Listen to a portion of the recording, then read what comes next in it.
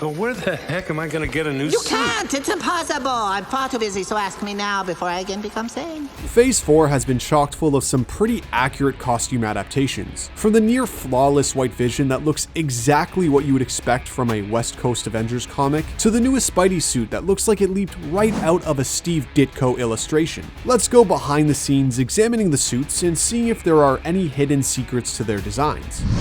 Our journey into Westview brought us many fun surprises, like the continued trend of getting super comic accurate, albeit extremely goofy adaptations of the heroes' costumes, which we saw with the entire Maximoff family. Wow, that is so Rad. lame. Lame. But it's the hidden details in the costumes that really stood out for me. With the earlier episodes being a love letter to the decades of entertainment that they are set in, it comes as no surprise that the civilian costumes Wanda and Vision wore would feature some references to other bits of media, like Wanda's wedding dress. Costume designer Maze Rubio intentionally designed that dress to be an homage to Audrey Hepburn's wedding gown in Funny Face. Going from the 50s and into the 70s, my favorite running gag of the series has to be the whole pregnancy bit. I mean, how did this happen? As a meta reference towards how badly television series hide their cast members from being pregnant, we see Wanda go through the entire "I'm 7 months pregnant, but the season is still going on" look. From hiding the pregnancy bump through careful set dressing and blocking, to the absurd layering of the jackets akin to I Love Lucy, every jab was taken at the makeshift ways the silver screen has hidden pregnancy. Beyond the fun references to entertainment past, when Wanda became the Scarlet Witch, the costume department had to think about the character's attire going into the future. To ensure that the costume would be appropriate for future films and series, Elizabeth Olsen was heavily consulted during the redesign to ensure she was comfortable with it. During costume fittings, plenty of subtle changes were made to make the design as comfortable as possible. But what might be the biggest change directly from Elizabeth Olsen was cutting down on the cleavage. She described her looks in the previous films as having a cleavage corset, which confused her considering other heroes like Black Widow and Valkyrie are nowhere near as revealing. The suit we ended up with is pretty gorgeous.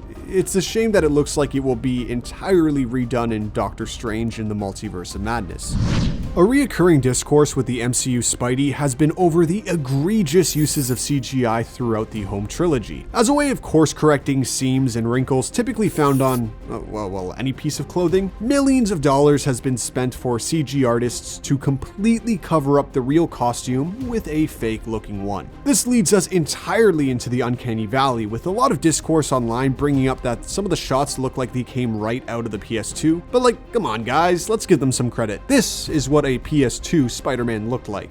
All those tests and nothing! Spider-Man No Way Home has been a work in progress all the way till now. In fact, the entire movie has sort of been like Cyberpunk 2077, just receiving patch after patch well into its release. One big tell of this has been the black and gold suit. When we first saw images of it, clearly displayed were the red gloves of the Far From Home suit, representing that it was the inverse of it all along, with a radically different design to the gauntlets given by Doctor Strange. Yet as new trailers and product images came out, we received update after update, with the red gloves getting some color changes, the Doctor Strange gauntlets receiving a whole makeover, and the entire suit getting fine-tuned with wires and a whole lot of texture of technology bits running along the black. While I've loved most of the Spidey suits that have been shown so far in the MCU, here's hoping that classic-looking fit doesn't feature needless tune-ups after the fact. Netflix's Wilson Fisk was truly a sight to behold. Vincent D'Onofrio brought a genuinely dark and terrifying take on the king of crime, and for 3 glorious seasons of Daredevil, he struck fear into the hearts of countless viewers.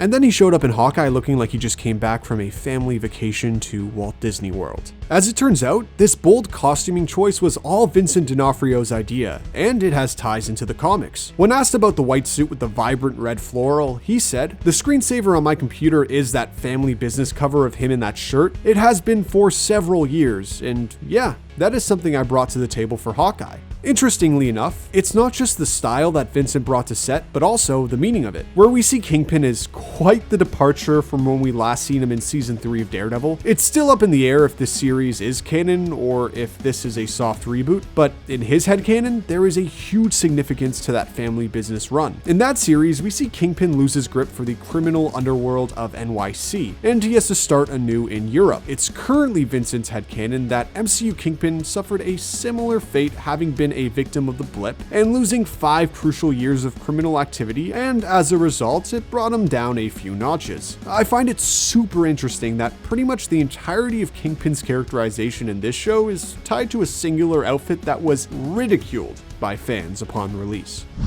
Shang Chi and the Legend of the Ten Rings deals with some pretty heavy family ties, showcasing a coming-of-age story when our hero Shang would much rather just be considered Sean. You changed your name from Shang to Sean? I wonder how your father found you. I was 15 years old. An individual who'd valet cars all day versus following in his family's legacy. It's that term of legacy that came into play for Shang-Chi's final battle costume. Of course, it was designed by his mother, and as a result, we see the dragon scale armor that ties directly into Ta Lo. But we also get more unique designs, like the Eternal Knot incorporated near the neckline. This design is tied to a couple of different cultures, but ultimately it represents nurturing values like love, health, and good fortune, which I find to be a heartwarming little detail for a mother to include for her son. The big departure to this concept of dynasty is the one element Shang kept within the costume, his kicks. I split kicked 2 bad guys with these shoes, so pretty sweet mems. Which, can you blame him? Look at those Air Jordan accesses looking clean like that. Costume designer Andy Park intentionally chose for Shang to keep those shoes across the entire film, as it was the element of individualism that Shang carries with him. They represent that while Shang will step into the wuxia world of his parents, he will bring his Western values and the humanity that he has found on his own after running away from Wenwu. When the Eternals released, it received some pretty heavy flack for being more generic MCU. This never really seemed to be the intention during the whole production of the movie though, with the intention of all parties being something extremely faithful to the incredible work of Jack Kirby, which is really anything but dull. All of Jack Kirby's designs are incredibly unique. Looking at his work on the Eternals comics, and they are, honestly, I don't even have a word to describe it. His work is retro-futuristic, his designs are almost vague because of all the seemingly random details incorporated, but they all work together in the bigger picture. To avoid looking like Power Rangers decked out in various colors of the same spandex design, the Jack Kirby approach was taken to these costumes. Costume designer Sheldon Differ told ScreenRant, "We wanted those to feel organic, so we're hoping that when you see them in the film you go, what is it? And not, oh, I can see that's armor or it's a spandex suit." Personally, I did feel that the costume designs achieved these effects. However, I found the muddy color grading of the film to be a hindrance to really letting all these colorful outfits truly pop. Creating 2 wholly unique designs based on the same character seems like quite the design challenge, but Michael Crow rose up to this when working on Falcon and the Winter Soldier. While both Sam Wilson Cap and John Walker have costumes that are extraordinarily comic accurate, both of their designs were given some behind the scenes added backstory. John Walker's costume is supposed to be an even more militarized take on Cap's costume, from the darker colors to the visible pistol. He's supposed to look all dark and ominous like Bully Maguire, but for Captain America. You were an embarrassment to him. Sam Wilson, on the other hand, is supposed to be a literal ray of light from the brightness of the white in juxtaposition to the night skies of NYC. It's just a shame that this level of thought wasn't brought to any of the villains' arcs in that series. From the space-age Shakespearean design of the first 2 Thor movies to the bureaucratic TVA costuming, I love how toned down the God of Mischief was forced to become in Loki. While the Eternals was not supposed to be overly muddy, the Time Variance Authority certainly was. The lame colors and the general NPC look to the employees were incorporated as a way of really displaying how trapped Loki was from his timeline. How quaint.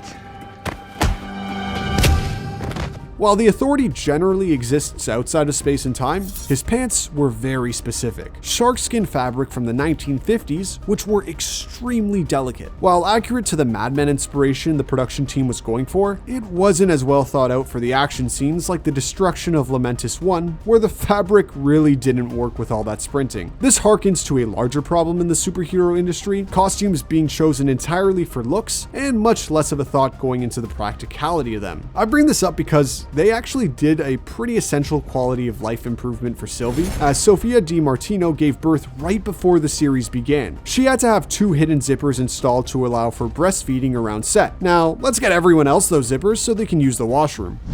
For a movie that has like 5 different costume folk running around, Black Widow doesn't have a surprising amount of secrets to the suits. We have the new suit, which was first worn by Natasha in Black Widow Deadly Origin, based on military outfits from various regions. It's a way of blending into snowy environments. I feel like I also have to mention the vest that Yelena gifts Natasha, which she carries into Infinity War, but like, I really don't think anyone missed that. A reference that is a little more interesting would be Melena's alter ego on display. In a blink and you'll miss it moment, you can catch the Iron Maiden mask as a quick little reference to her comic counterpart.